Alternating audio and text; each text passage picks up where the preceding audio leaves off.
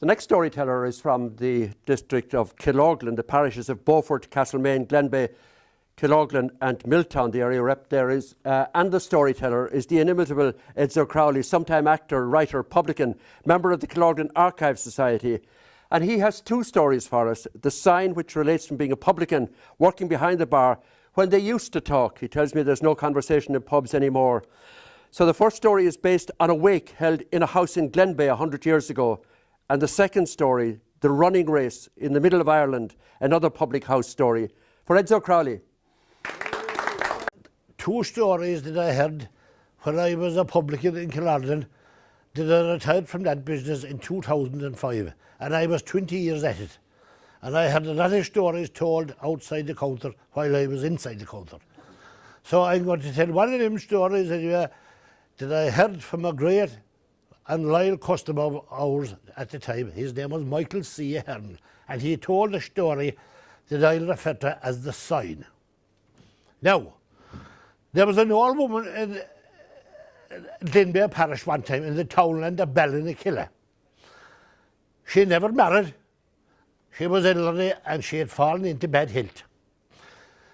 All her siblings had left Ballinakillah years previous and gone away to America and England, and they didn't leave their sister short at home.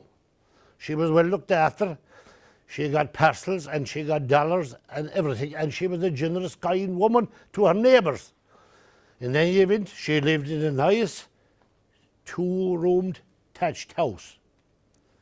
Well kept, whitewashed, nice garden, and roses round the door, as they say. But in any event, the woman, she passed away after a period of ill health, having left her instructions with her kindly neighbours as to how she was to be sent off. So anyway, as I said, she wasn't short of a bob, so everything was well attended to. She was laid out. It was a two-roomed house. The room above, at the back of the fireplace, and the room below. There was a loft as well in the room below. So anyway, the wake was organised and the old woman was laid out in the room above. Well laid out, lovely stuff covering the bed, and there was oil lamps and candles and everything, and all the neighbours gathered in for the wake. All the women, as was the custom at the time, went for the room above, and they gathered around the bed, very respectfully. And they were saying rosaries and litanies, and generally speaking, and there was paid cleaners there, because it was a custom at the time for people to turn up at wakes to were cleaned and undergone and the rest of it.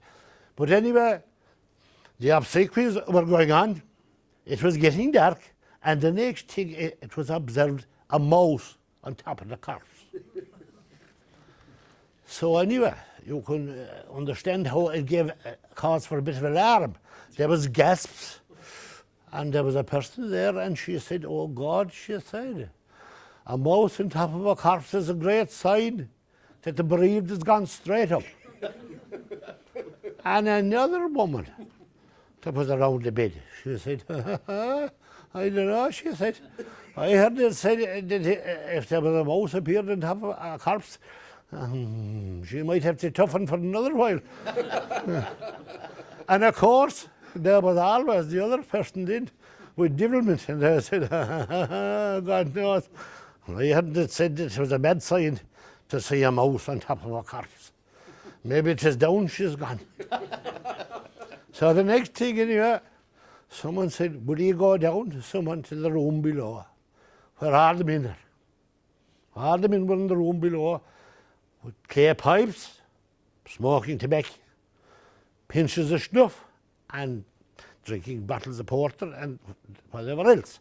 So someone went down in here, and they said, "There's a man sitting inside in the fireplace below."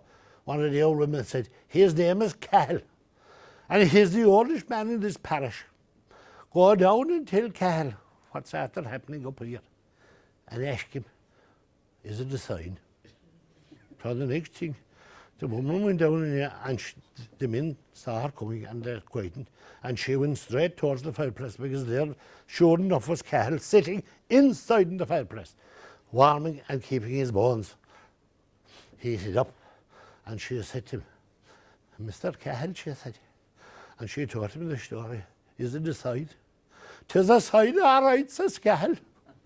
I'll tell you, go back up to the room above and tell him 'tis a sign that there isn't a good cat in the house.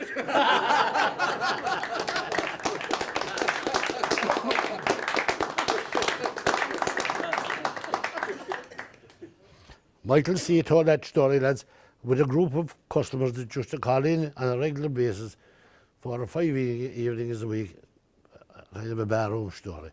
The next one is a barroom story as well that was told under similar circumstances. And I refer to Michael C. as well, insofar as he was a man that used to leave a book of poetry inside the counter, Patrick Galvin. And it was no notice for Michael C. in the event of there being a crowd in the bar to request the book of poetry, go up towards the fireplace and open a page and start reciting. And he'd get great attention. On another occasion, we might get a busload of tourists coming back from Killarney for entertainment, and the great balladeer Brendan Moriarty would keep him entertained singing. And Michael C. would go up and recite for him the ballad of Kate Finucane. And the tourists just to enjoy that. The other next story, then, the second one that I tell again, came from the conversations around the bar, and it was about a running race in the middle of Ireland.